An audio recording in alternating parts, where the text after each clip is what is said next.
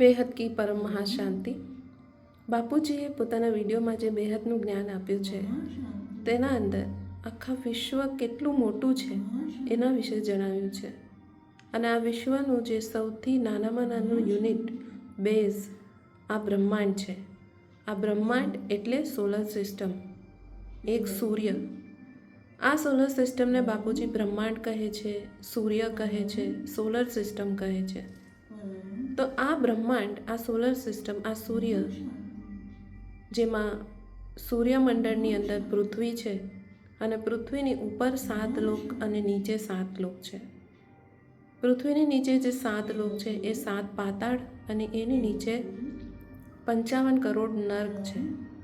પૃથ્વીની ઉપર 7 લોક એટલે ભુવરલોક, સ્વર્ગલોક, જનલોક, તપલોક, મહલલોક, બ્રહ્માપુરી, વિષ્ણુપુરી, શિવપુરી અને સૌથી ઉપર પરમધામ.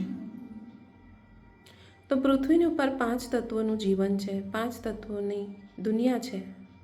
પૃથ્વીની ઉપર જ્યારે 2 તત્વોનું શરીર ત્યાગીને આત્મા ઉપર જાય છે ત્યારે 2 તત્વો છૂટી જાય છે અને 3 તત્વો રહે છે. 3 તત્વો એટલે સૂક્ષ્મ જગત.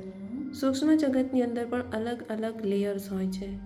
જેમ જેમ તમે ઉપર જતા જાઓ છો તેમ તેમ આ 3 તત્વો રિફાઇન થઈને હાઈ ક્વોલિટીના બનતા જાય છે, હલકા થતા જાય છે. અને જ્યારે ઉપરના લોકમાં જાઓ છો ત્યારે આ તત્વો પરમ તત્વોમાં રૂપાંતરિત થઈ જાય છે. એટલે તત્વો જ્યારે ખૂબ જ હલકા અને રિફાઇન થઈ જાય છે ત્યારે તે તત્વો પરમ તત્વોમાં રૂપાંતરિત થાય છે. પરમ તત્વો એ હાઈ ક્વોલિટીના તત્વો છે. જે રીતે 5 તત્વોની આત્મા 3 તત્વોની આત્માને ન જોઈ શકે. 5 તત્વોની આત્મા એટલે મનુષ્ય અને 3 તત્વોની આત્મા એટલે સૂક્ષ્મ શરીરધારી ભૂત, પ્રેત અથવા સૂક્ષ્મ જગતની આત્માઓ. તો 5 તત્વોની આત્મા 3 તત્વોની આત્માને ન જોઈ શકે. એ જ રીતે 3 તત્વોની આત્મા પરમ તત્વોની આત્માને ન જોઈ શકે. અને એ જ રીતે જેમ જેમ ઉપર જતા જાય ત્યારે બ્રહ્માપુરી, વિષ્ણુપુરી હોય છે. અને જ્યારે પરમધામમાં જઈએ છીએ ત્યારે માત્ર પરમ પ્રકાશ હોય છે. તો પરમ પ્રકાશની અંદર પરમ તત્વોનું કોમ્બિનેશન નથી હોતું, પ્યોર પરમ પ્રકાશ હોય છે. તો પરમ તત્વોની આત્મા પરમ પ્રકાશની આત્માને પણ નથી જોઈ શકતી. તો એક સરખા તત્વોવાળી આત્મા એક સરખા તત્વોને જોઈ શકે છે. તો આ રીતે આપણું પૃથ્વીથી ઉપરના જગતની આ વાત થઈ. તો 3 લોક એટલે 5 તત્વોનું લોક, સ્થૂળ જગત, સૂક્ષ્મ જગત અને કારણ જગત. સ્થૂળ જગતમાં પૃથ્વી આવે, સૂક્ષ્મ જગતમાં 3 તત્વોની આત્માઓ આવે છે અને કારણ જગતમાં જે રીતે વિષ્ણુપુરી, શિવપુરી એ કારણ જગત અને મહાકારણ જગત છે. વિષ્ણુપુરીમાં આત્મા પરમ સુખ અને પરમ આનંદની અનુભૂતિ કરે છે અને એનાથી પણ થાકીને કંટાળીને જ્યારે આત્મા પરમ શાંતિ મેળવવા ઈચ્છે ત્યારે મહાકારણ જગત શિવપુરીમાં તે આત્મા જાય છે અને શિવપુરીની અંદર પરમ શાંતિને પ્રાપ્ત કરે છે. અને જ્યારે પરમ શાંતિ પ્રાપ્ત કરીને આત્મા નિરાકાર રૂપ ધારણ કરે છે તે મહાકારણ જગતથી પણ પર જ્યારે પરમ પ્રકાશમાં પ્રવેશ કરે છે, પ્યોર પરમ પ્રકાશ બને છે ત્યારે એ આત્માના પરમ શાંતિના મૂળ સ્વરૂપને પ્રાપ્ત કરે છે. આત્માનો સ્વભાવ જ પરમ શાંતિ છે.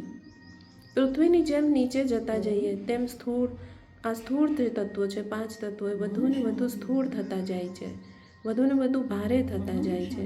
તેથી પૃથ્વીની નીચેના બધા જ લોક, પાતાળ લોક ખૂબ જ ભારે લોક કહેવાય છે, ભારે તત્વોના લોક કહેવાય છે.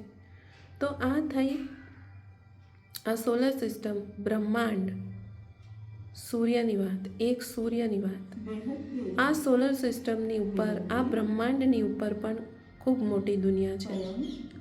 જ્યારે આપણે આ બ્રહ્માંડની બહાર જઈશું તો જોઈશું કે આ જ પ્રકારના ખરબો બ્રહ્માંડ છે. જે રીતે આપણું આ સોલર સિસ્ટમ છે, આપણું આ બ્રહ્માંડ છે. આ બ્રહ્માંડની બહાર જ્યારે આત્મા જાય છે ત્યારે જોઈ છે કે આ જ પ્રકારના બિલકુલ આવા 800 અરબ બ્રહ્માંડ છે, અરબો અરબ બ્રહ્માંડ છે. અને 800 અરબ શિવ છે, કારણ કે એક બ્રહ્માંડનો માલિક શિવ હોય છે. તો જેટલા પણ બ્રહ્માંડ છે બધા જ બ્રહ્માંડના માલિક શિવ હોય છે. તો જેટલા બ્રહ્માંડ એટલા શિવ. તો આ બધા બ્રહ્માંડ એક મોટા બ્રહ્માંડની અંદર ફરતા હોય છે. જે રીતે સૂર્યમંડળની અંદર બધા ગ્રહો ફરતા હોય છે, તે જ રીતે જ્યારે આપણા બ્રહ્માંડની બહાર નીકળીને આ બ્રહ્માંડને જોઈએ છે ત્યારે ઘણા બધા ખરબો ખરબો બ્રહ્માંડ એક ગોળાની અંદર ફરતા હોય છે, એક ગ્રહની અંદર ફરતા હોય છે, જેને આપણે ગેલેક્સી કહીએ છીએ. એટલે આ બધા શિવ જ્યાં રહે છે તે ગેલેક્સી છે. તો નેક્સ્ટ એપિસોડમાં આપણે ગેલેક્સી વિશે વાત કરીશું. પરમ મહાશાંતિ.